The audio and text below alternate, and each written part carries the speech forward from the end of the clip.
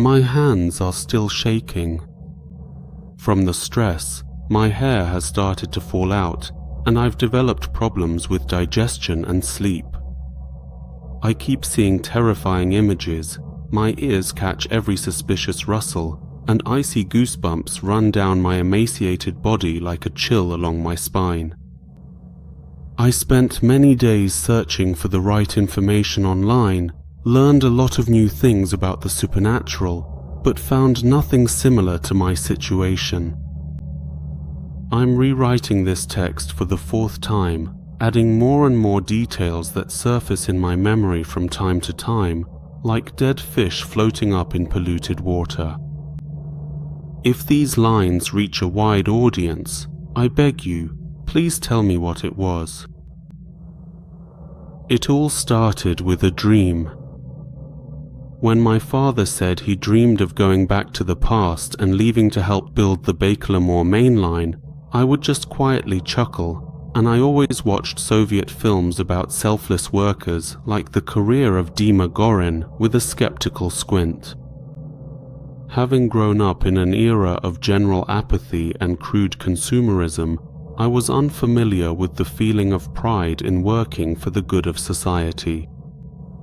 But everything changed. First, I finished vocational school, got my welder's certificate, studied at the Construction Institute. After that, I military service, spring, job. At a regional construction firm, they told me that to move up the career ladder I'd need some hands-on experience, so they hired me as a junior engineer and sent me off to earn some good money at one of their sites. My parents and grandfather helped me out financially, and I proudly took on the title of shareholder. Taking part in building the house where my future flat would be gave me mixed feelings, but mostly it was a pleasant experience. You watch as your own hands build your own home. There's nothing more important for a young man at that moment. And you can't cut corners, your conscience won't let you, since you're building it for yourself. There were hardly any unpleasant incidents on site, but there's one I'll never forget. It all started right at the beginning of the construction. The excavator knocked off some sort of metal plate with its bucket, which had been covering a small trench. The trench veered off to the side, with an opening about 20 centimeters in diameter. The foreman scratched his head and suggested that there used to be a pipe running through there, but that explanation just sounded ridiculous. The next day, I was tasked with welding a small structure out of rebar and installing it in the trench. Afterwards, the whole thing was supposed to be filled with cement. During lunch, while my shift was crowding around the site hut, I quickly took out my phone and shone the torch into the underground opening, but I saw nothing except a ledge stretching off into the distance. At the time, I called it a burrow because I explained its appearance to myself as the result of a mole's natural instinct. Later, our crane operator, a young lad with a taste for all things creepy, scared the workers with stories about a giant baby underground and blamed the appearance of the trench on its mischief. Many people started to feel uneasy. By the first frosts, the site was completed. I moved into a new flat on the ground floor, bought furniture and appliances, and started living like an adult on my own. Still, I couldn't sit still at home. I worked at a new construction site, went ice fishing in the village at weekends, and when I went on holiday, I spent a week at my friend's place. I came back home rested and well slept, with another 5 days of idleness ahead of me. And so, when I finally settled properly into my place, not just coming back to sleep like before, I started to notice the first oddities. First of all, there were strange noises. At first, I put it all down to the neighbors, knowing what soundproofing is like in new builds. But what I'm talking about now didn't sound like the typical noise of life in a panel block. A distinct metallic scraping and banging came from the kitchen and the bathroom as soon as dusk fell, and it would crop up now and then throughout the night until dawn. Secondly, there was a strange smell, again in those same rooms. Something between the musty whiff of mold and the sickly sweet stench of rotting meat. At first, air freshener and some cheap incense my friend brought me from Vostokovit did the trick. But I soon got used to the soapy freshness of the air freshener and the indescribable stench of the smouldering incense sticks, yet I simply couldn't get accustomed to the putrid, mouldy whiff. Thirdly, I ended up with rodents. I really hadn't expected such a nasty surprise from my new home. The neighbors across the landing hadn't complained, and the flat next to mine was unoccupied. I racked my brains, mentally connected the bathroom and the kitchen, and then it hit me. Ventilation. My theory was as follows. Some animal had died, be it a pigeon or a cat that had climbed into the shaft. On the last day of my holiday, I set about investigating in the bathroom, unscrewed the grill, shone a powerful torch on the walls, which were splattered with something white, breathed in the stench until I felt sick, but found nothing. The kitchen ventilation proved trickier to deal with. It was past 1 in the morning, and the light from the room didn't reach. My own shadow got in the way as I tried to unscrew the self-tapping screw. I also hadn't figured out how to remove the pipe properly, nearly broke the whole thing, but managed to take it off and, catching those familiar disgusting notes with my nose, reached for the torch. I clicked the button, shone the light into the dark opening, and saw a black face. A swallowed scream of terror rolled down my esophagus and landed with a plop in my stomach. My legs turned to jelly, buckled beneath me, and I tumbled off the stool I'd been standing on, crashing to the floor. The torch landed right after me, its cover popped off from the impact, and the 2 AA batteries shot out of their slots and disappeared under the fridge. Clumsily dragging my sweaty hands across the rough rug, I crawled away from the windowsill and, squinting, stared at the darkening rectangle of the vent. I couldn't make out a face, but something deep inside, fueled by fear, sensed a malicious gaze. My trembling fingers just couldn't manage to fish my phone out of my pocket. There was a faint hope that it was all just a trick of the eye, and that the face would turn out to be nothing more than a smear of grease or soot stuck to the wall. I didn't want to see it again, but the thought of seeing nothing there was even more terrifying. And damn it, that's exactly what happened. The dark moor was empty. So it wasn't my imagination. Someone really had been sitting in my vent. My heart was pounding wildly, sending a dull pain shooting under my ribs. Outside the window, there was pitch darkness, as if someone had pulled an impenetrable shroud of mourning cloth across it. On top of the fear, a wave of melancholy washed over me. I felt utterly alone. I shut the kitchen door, grabbed my documents from the living room shelf, got dressed in a couple of minutes, and left the flat. I spent the night in a cheap hotel in the northern part of the city. In the morning, already at the site, I shared my problem with the lads. Standing with me were Sergei the tiler and Arsen the foreman, an Orthodox Greek raised by a very superstitious grandmother. The latter immediately nodded in understanding and gave me some advice. You ran away for nothing. It's as easy as pie to anger a house spirit. In the evening, put 2 saucers in the kitchen, pour some milk into one, and put a portion of your dinner in the other. At night, You'll hear him eating. You always hear it. You won't be able to fall asleep until he's had his fill. In the morning, wash the dishes and live in peace. Darkness demons, Sergei sneered. Shining a torch into the vent in the middle of the night, who comes up with this stuff? You might as well go for a stroll through a cemetery. The more you believe in all this nonsense, the more you start seeing things. And anyway, he pulled a nasty face. If there really is something there, then now it's wandering around your flat, since you didn't close the vent. His words scared me, but I didn't let it show and tried to brush it off, yet a seed of doubt had taken firm root.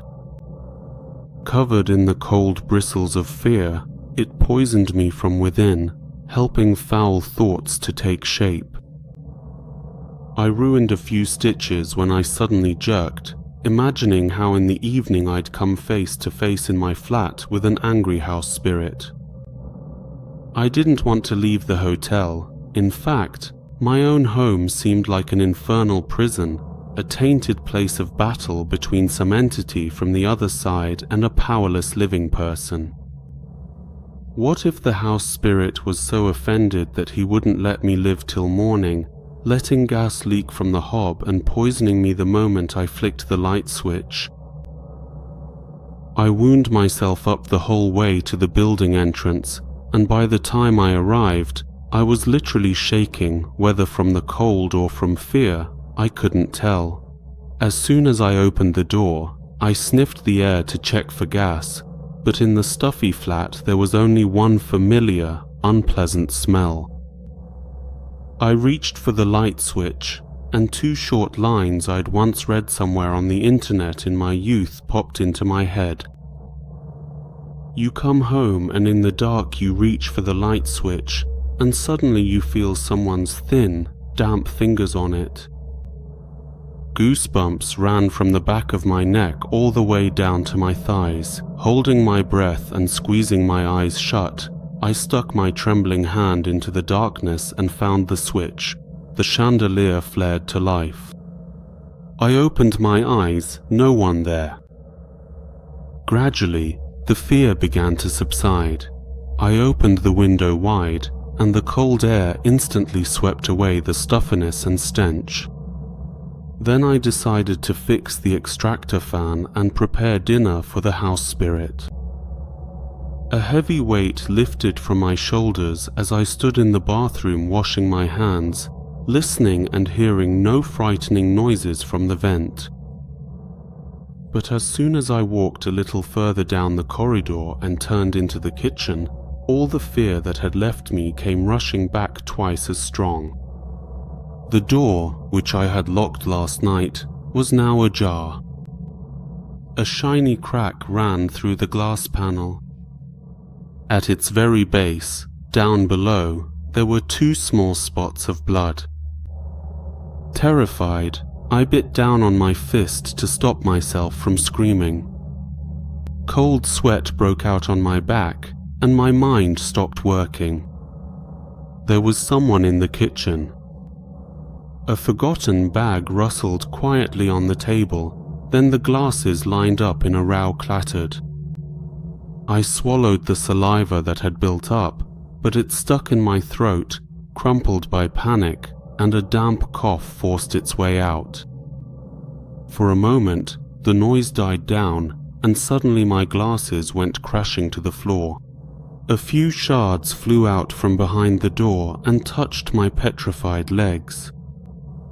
Then something slapped against the tiled wall, and after that I caught a sound unlike anything else, the crash of the ventilation.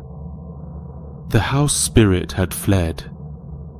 I stood hesitantly on the threshold, unable to bring myself to enter my own kitchen, and when I finally decided to, I could barely move.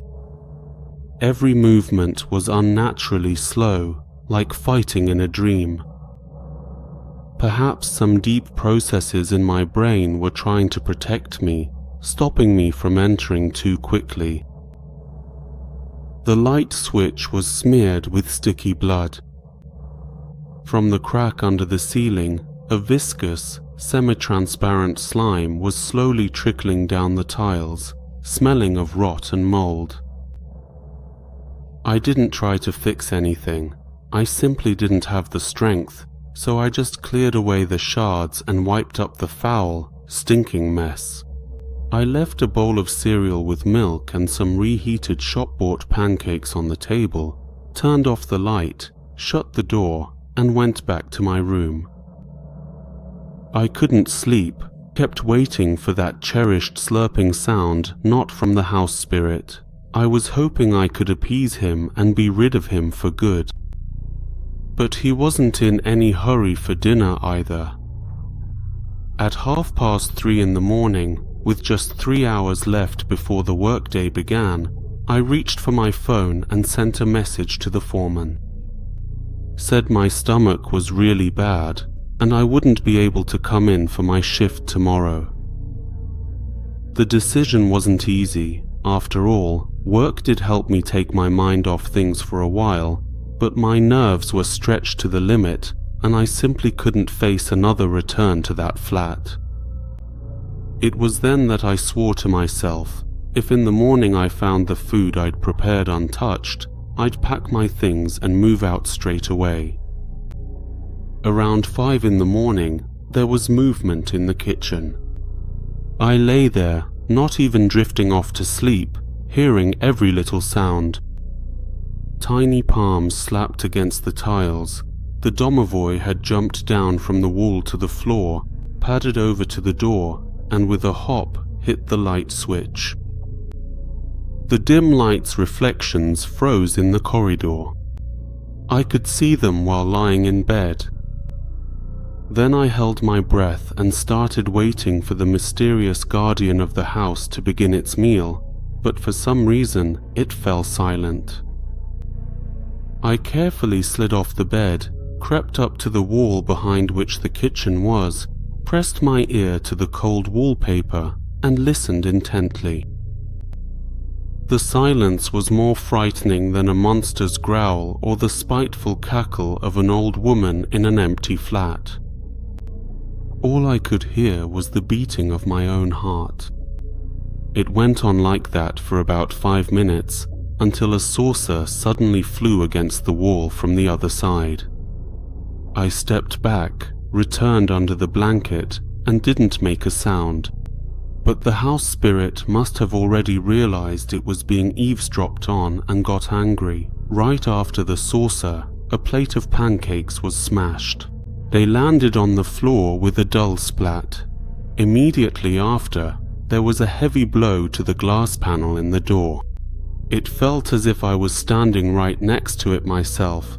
The frightening crackle was so loud in my ears. What does it want? I wondered, getting out of bed again.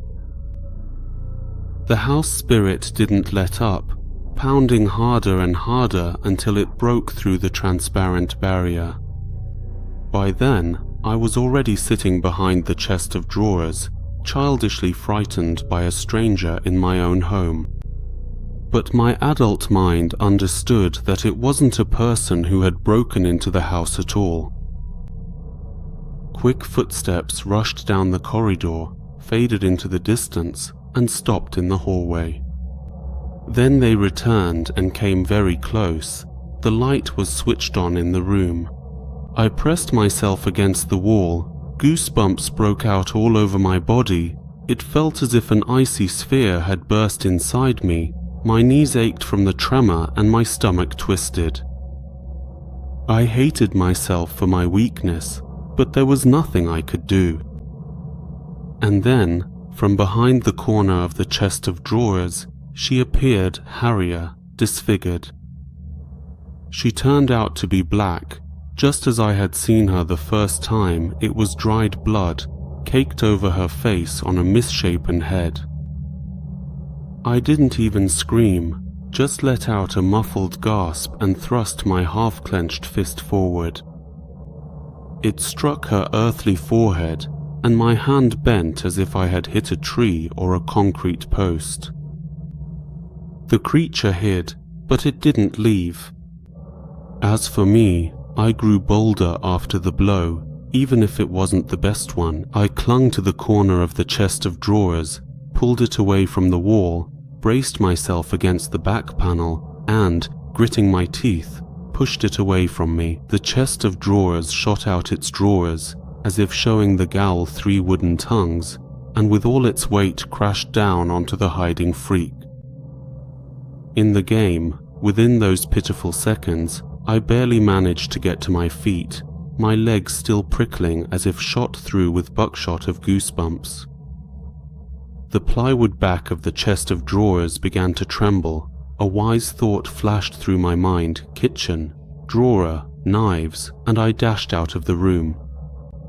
However, out of the corner of my eye, I already noticed a hole forming right in the center of the hardboard bread leaf.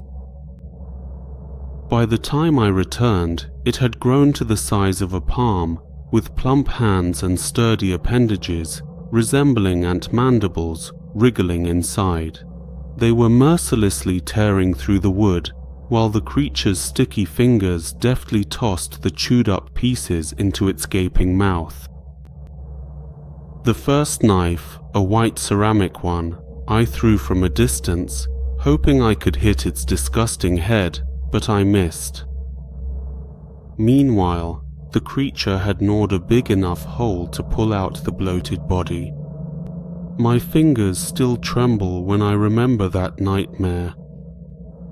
My imaginary house spirit, who looked like a harmless little old man with a tuft of hair and a beard, or at worst like a miniature imp, looked nothing like the creatures crawling out of the wardrobe. Along the back of the human-like torso ran 2 protruding spines, which joined at the ears and turned into a jaw that resembled a claw. On each side of the slimy torso were 2 arms, one swollen and short like a baby's, and the other slightly larger, not deformed, with 3 clawed fingers. Its skin was pale blue, like that of a drowned corpse. When the creature braced itself on its 4 repulsive limbs and pulled itself out of the trap, its legs came into view. Strong, miniature calves flowed into 2 long, writhing tendrils instead of feet. Like a demon, an infernal Abraxas striding on 2 demonic serpents, the monster moved towards me. I gripped the second knife left in my hand more tightly and, bending my knees slightly, braced myself for the attack. Suddenly, the creature dropped onto its arms and its legs shot upwards like a scorpion's tail. Its beady little eyes darted about, searching for a vulnerable spot, while its blood and splinter-stained maw snapped hungrily, anticipating fresh meat. There was nowhere to retreat. Backing into the narrow corridor would be suicide. At least the spacious living room offered some room to maneuver. The monster stood poised like a cat before a leap, lulling me into a false sense of security, wearing me down with its monstrous patience. Greasy slime trickled down its grimy face. A leathery sack on its side pulsed steadily between its arms. Crimson veins branched across its pale blue skin. That was the spot I chose as my target. The creature took a step, then another. I took a deep breath, the air catching in my throat like a solid lump. Hesitating for a moment, I missed the crucial instant. The creature lunged forward, thrusting out its 3-fingered paws, but it fell a couple of centimeters short of slashing my throat. The brute swung at me with something as sharp as a scythe and struck my chest painfully.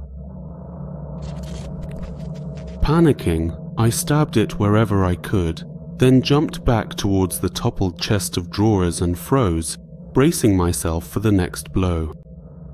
But the wounded creature no longer attacked. Bleeding heavily, it darted out of the room and headed for the kitchen.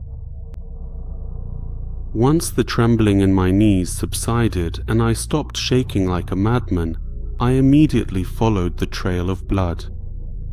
I made sure that the unknown creature had disappeared into the ventilation and quickly started screwing the grate back on. Luckily, I had a spare one for the bathroom without any holes for the extractor fan. The whole flat reeked of rot. The acrid stench stung my eyes. My skull felt as if it had been split open, and in my exhaustion I had completely forgotten to open a window. 2 painkillers eased some of the pain, but the tight spasm in my temples and the back of my head wouldn't go away. I sat there, drenched in my own sweat, unable to process what I'd just seen. Suddenly, there was a powerful thud against the balcony window, and when I jerked my head round, my vision blurred. A cheap net curtain covered the fogged-up glass, behind which Varja was standing. She must have straightened up on her snake-like legs, because only her torso, arms, and head were visible. A damp, bloody print was left on the sturdy double-glazed window. I stepped closer and pulled the net curtain aside. The creature's jaws slid apart in different directions, revealing a furious face. A wide mouth opened silently, and black teeth wobbled inside. The nightmarish creature struck a few more times, then suddenly collapsed onto its side. I wish I could say that I mustered all my courage, gripped the knife firmly, and strode out onto the balcony to put an end to this horror once and for all. But that would be a lie. I went out there as if to my death, because I knew that if I didn't settle it now, sooner or later it would come back and kill me. Better to die fighting than spend my whole life jumping at every rustle. On the englazed balcony, I shivered from a sharp gust of wind, sniffled, and nearly retched from the stench that hit my nose. The creature was lying there, curled up, tucking its snake-like limbs underneath itself. The swelling bubble between its hands looked like a punctured balloon. It would swell for a moment, spurt blood from the open wound, and quickly deflate, making a sound that tore at the soul. The monster didn't look at me. I couldn't even see its face. So I crouched down, swung the knife, and drove the blade precisely next to the first wound. Then I kicked the creature in the stomach, in the arm, in the neck. Unable to stop in my frenzied state, I hacked the monster into a bloody pulp until I was finally sure it was dead. The first rays of the sun lit up the blood-soaked balcony. Luckily, nothing from the first floor could leak down to the neighbors. The nightmarish corpse was hidden in 3 black bin bags, though the smell still managed to seep through. I carried the creature, bagged up, to the rubbish bins, threw it into the first one I found and covered it with a cardboard box I picked up there. Back home, I scrubbed the balcony and kitchen, aired out the flat, and by 5 in the evening I was already on a commuter train, heading to the village where I still live to this day. I'm certain that this entity is directly connected to the trench filled with concrete. I firmly believe it crawled out from there. From my city acquaintances, I know that some sort of accident happened in the basement of my building. They don't know the details, but I wouldn't be at all surprised if they find a gnawed hole down there. I reckon that for this abomination, concrete is just as easy a snack as a wooden chest of drawers or human flesh. Every night it comes to me in my dreams, leaps straight at me, and I never manage to land a blow while it's alive. I've quit my job and am rotting away in solitude, but I still sincerely hope that sooner or later I'll be able to get over my condition and recover. Only one thing worries me more than anything else. What if, somewhere deep underground, down where the trench leads, there are still mysterious and hungry offspring left alive? And I'd like to send my regards to such wonderful people as Roger Bagiv, Damashny Kalat, Kikvov63, Denis Chusov, Nikolai Chudskov, Pashka 9